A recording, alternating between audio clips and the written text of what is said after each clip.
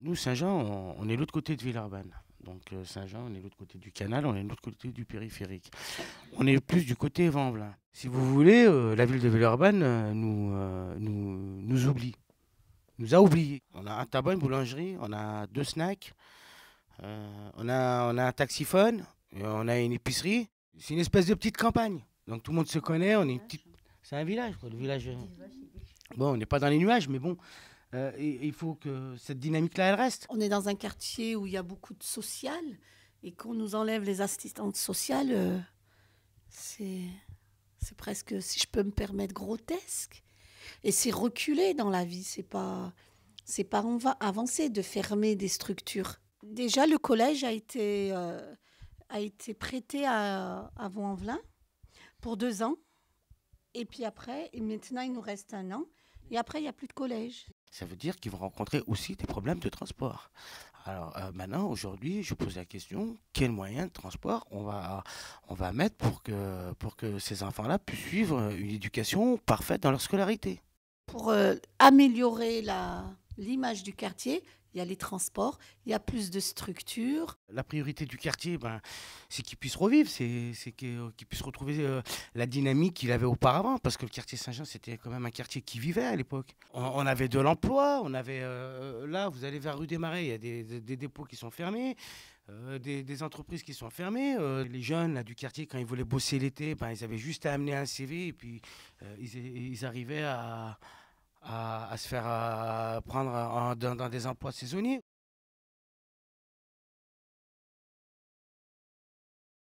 Il y a des bus, il y a des transports, mais c'est pas assez, c'est difficile pour accéder au lieu, même s'il n'est pas si loin que ça. On a un bus qui s'appelle le 7, mais ce 7-là, il va de Laurent-Bonnevet jusqu'à Vanvelin-Madu-Taureau.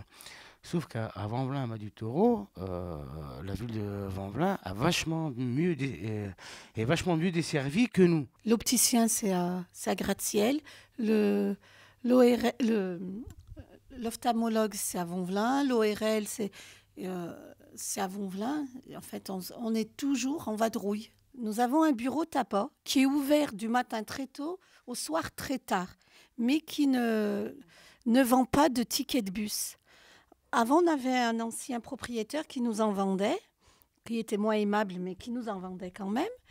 Et maintenant, quand on n'a pas un carnet pour payer le ticket moins cher, on doit acheter un carnet. On n'en a pas sur Saint-Jean. On doit prendre le bus, prendre un ticket complet à 1,60 € au lieu de l'avoir à 50%. On va à Laurent-Bonnevet, on prend le carnet de TCL. Ça fait un ticket. À chaque fois qu'on n'a plus de carnet, on doit payer juste pour arriver, pour aller en acheter. Et si on doit aller faire une course ou un papier du côté de Vaux-en-Velin, on descend au Madu-Taureau, il n'y en a pas. On va un peu plus loin, il a fermé ou il est en vacances. En fait, pour avoir un carnet de TCL de famille nombreuse, c'est le parcours du combattant. Il est en retard, oui. Il passe avant. Voilà. Trop en avance. Et ça, c'est pire, ouais. Pour prendre mon bus, je le vois passer sous le nez, quoi. Alors que je me dis, j'ai 5 minutes de marche, c'est bon, je suis tranquille. Je le vois vous passer comme une flèche, quoi. Là aussi, c'est pareil. Ça pénalise qui? Ça pénalise la personne qui va travailler. Ça veut dire que si ça le retarde sur le trajet là, ça va le retarder sur son temps de travail. Ça va le retarder et tout. Donc après, c'est des conséquences. Donc, Par exemple, on va dire en bas de chez moi, il y a les horaires de bus. On vient vers l'école, il y a les bus, mais il n'y a pas d'horaire. Donc on ne sait pas à quelle heure le bus passe, quoi. Alors, le panneau d'affichage électronique, il y en a à Laurent-Bonnevet, il y en a au Madu-Taureau. Et il n'y en a qu'un à la Cité Saint-Jean. Mais les autres arrêts, il n'y en a pas. Il y a électronique. Et il y a les horaires affichés sur papier. Il y a beaucoup d'arrêts où ils ne sont plus, quoi. moi, j'ai eu déjà rencontré ce problème-là par le passé, en prenant le premier bus du matin, qu'il n'y avait pas de bus parce qu'il y avait grève et qu'on n'était pas au courant parce qu'il y a eu un incident la veille ou quoi que ce soit. On se retrouvait bloqué. Moi, j'ai ma grande qui a 12 ans qui fait de la musique. à l'école de musique à Gratte-Ciel. Elle a commencé l'année dernière à 11 ans. C'est difficile pour une maman d'envoyer son enfant toute seule prendre le métro. Le bus et le métro. Cette année, c'était encore plus difficile parce que c'était le mardi soir. Ses horaires, c'était jusqu'à 19h30. Alors, on a une piscine à Cusset. Il faudrait emmener des enfants le lundi soir, par exemple, après l'école et attendre là-bas presque 1 heure dans les vestiaires avec des enfants. Parce qu'on ne peut pas revenir à la maison pour repartir la récupérer.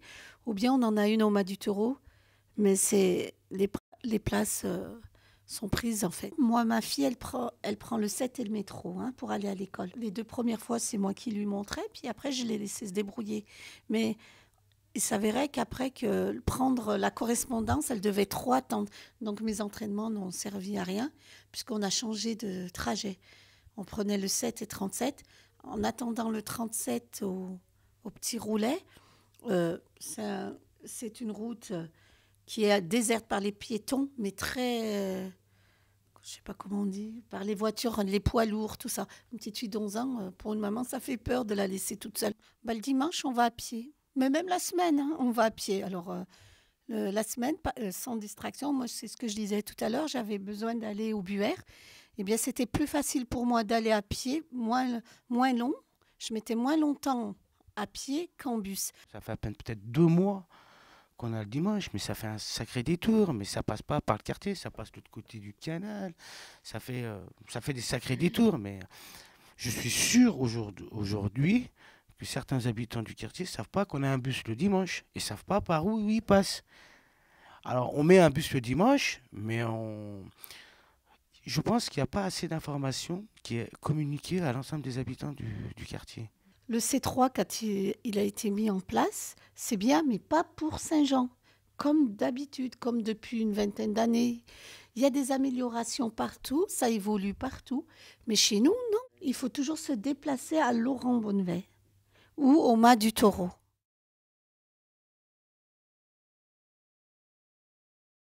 J'ai fait un entretien à Montchat il y a 3 semaines. On m'a demandé où j'habitais. Eh bien, j'ai pas osé dire Villeurbanne-Saint-Jean, j'ai dit Villeurbanne. La dame a dit ah ben ça va, c'est à côté avec le bus. J'ai eu raison d'avoir peur parce que tout de suite après elle me dit ah bah oui c'est à côté. Mais Villeurbanne c'est à côté, mais Villeurbanne-Saint-Jean c'est beaucoup trop loin. Quand j'habitais à Mermoz, on avait le métro, donc je suis jamais restée sans travailler. Et depuis que j'habite à Saint-Jean, c'est vrai qu'il y a eu le blocage du travail parce que bon, on n'a pas de ligne directe.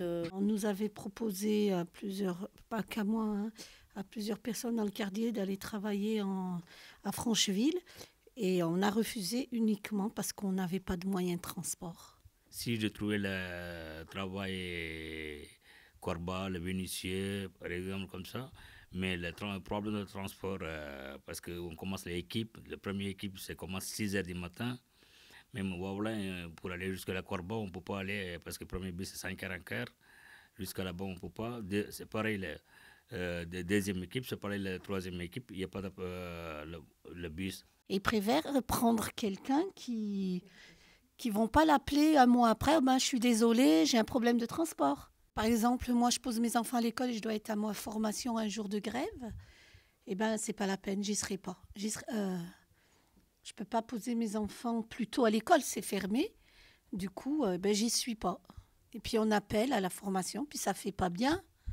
Et on appelle, je ne peux pas venir parce qu'il y a un problème de bus, de transport. C'est un formateur qui est gentil, qui a l'habitude de travailler avec les habitants de Saint-Jean. Il travaille avec des membres de la PEF, de la Permanence Emploi Formation, qui fait aussi un remarquable travail, qui se démène aussi pour pouvoir trouver des formations ou des offres d'emploi adaptées pour l'ensemble de ces candidats-là, et qui essaye aussi de trouver des moyens de transport de manière à ce qu'ils puissent aller se présenter là aussi. Moi, quand je prends le bus les matins à 8h35, qui ne passe pas à 8h35, qui est un peu plus tard, on est plusieurs mamans. Alors, on court bien à l'école pour poser les enfants, pour faire vite. Et puis, quand on arrive au bus, on attend 10 minutes. Alors, on s'est dépêché comme des dingues à courir, pour ne pas rater le bus. Et puis, il n'est pas là à l'heure. Et puis j'entends, moi, ma formation, je ne suis pas payée. Et j'entends les mamans qui disent, eh ben voilà, la fiche de paye, on va avoir 3/4 d'heure en moins. En plus, tout se lit. S'il n'y a pas d'emploi, il n'y a pas ci, il n'y a pas ça. Un exemple, nous, on a une halte garderie. Puis il n'y avait pas assez de place pour les enfants. Si on veut travailler, il faut placer nos enfants. On ne peut pas aller jusqu'à gratte-ciel, poser nos enfants à la crèche et puis après, par exemple, retourner à notre endroit le matin en bus pour aller au travail. On avait monté un projet d'ouvrir une crèche parentale.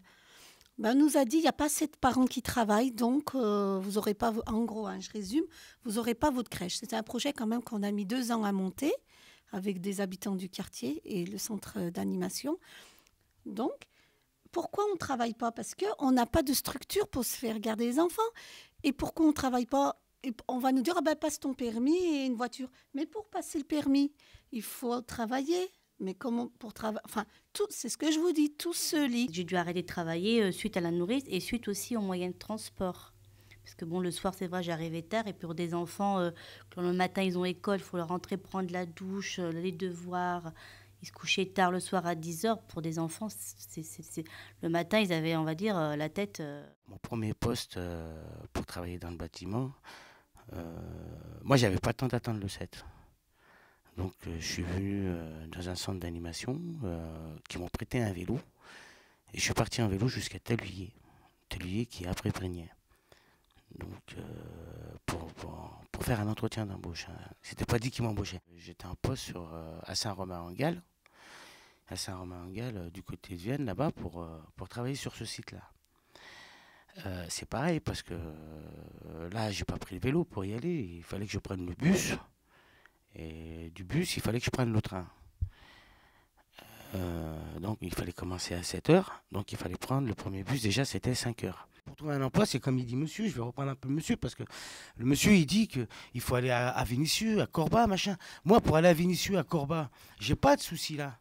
J'ai pas de souci là parce qu'aujourd'hui, j'ai le permis, j'ai la chance d'avoir un véhicule, tout ça. On a des horaires qui ne sont pas adaptés, que ce soit dans la logistique ou de part et d'autre. Là, on a des jeunes là aujourd'hui qui travaillent, qui essaient de travailler même de nuit. Eh ben, ils ont des moyens, ils ont des difficultés pour aller pouvoir travailler de nuit. Ils sont obligés de refuser des postes. Le 7, il n'y en a plus à partir de 8h30. C'est le C3 qui prend la place du 7.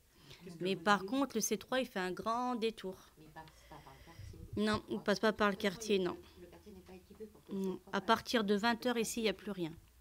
On parle beaucoup des demandeurs d'emploi et de leurs difficultés, mais sur un quartier comme Saint-Jean, quand on est demandeur d'emploi, qu'on n'a pas la possibilité d'avoir une garde ne serait-ce qu'une crèche, donc il n'y a pas de crèche, il n'y a qu'une halte garderie, la mobilité, la garde d'enfants sont les principaux freins d'accès à l'emploi.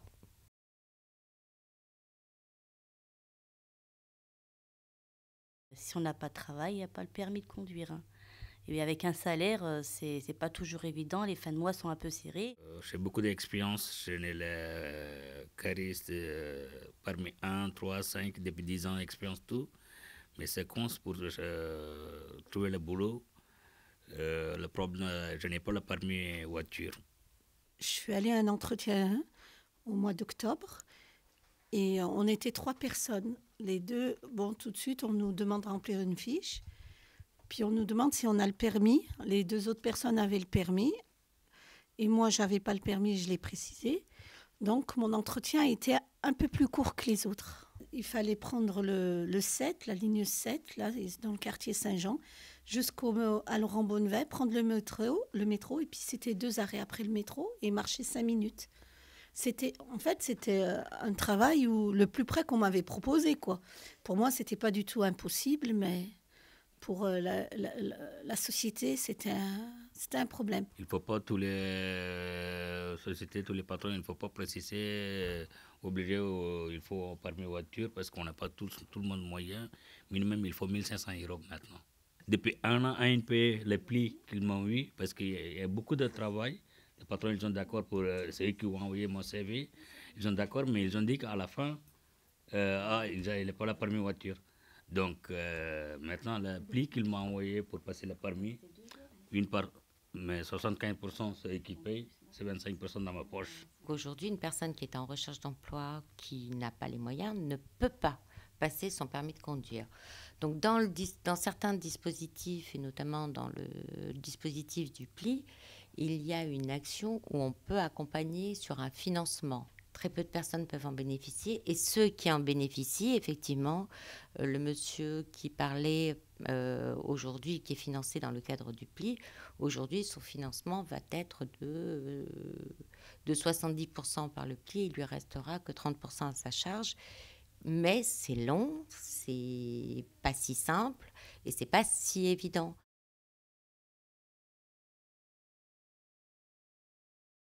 Moi, j'ai pas l'expérience de covoiturage. Alors, honnêtement, sincèrement, je vous mentirais. Je vous dirais, si je vous dis, ouais, j'aimerais bien le faire, moi, c'est quelque chose qui m'attire pas. C'est quelque chose qui m'attire pas. Parce que, je sais pas qui je vais avoir en face de moi. Deux, la personne ne sait pas qui elle va avoir en face de elle. Et puis, il suffit qu'il se passe n'importe quoi, je refuse d'endosser la responsabilité d'un accident ou d'autres choses, de la vie de quelqu'un. Dépanner un collègue, un copain, parce que je connais bien, parce qu'on bosse ensemble. Ça m'est arrivé avec bosser avec des gens du quartier. Puis on tournait sur une voiture par semaine. Mais chacun prenait sa voiture, mais une semaine je prenais ma voiture, l'autre semaine il prenait sa voiture, l'autre gars il prenait sa voiture. À la rigueur, ça c'est faisable. Il y a la dame qui nous avait proposé ce travail, c'était justement pour qu'on se rassemble et qu'on y aille en plusieurs, qu'on fasse du convoiturage. Mais aucune de nous avait le permis, elle en faisait partie aussi. Donc on a on a refusé uniquement à cause du transport.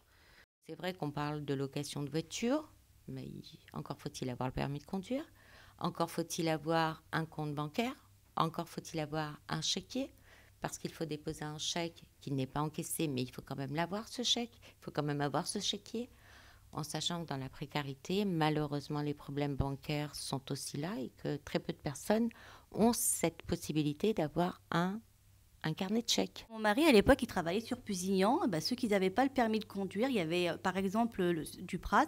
Il avait dit, il avait situé un endroit.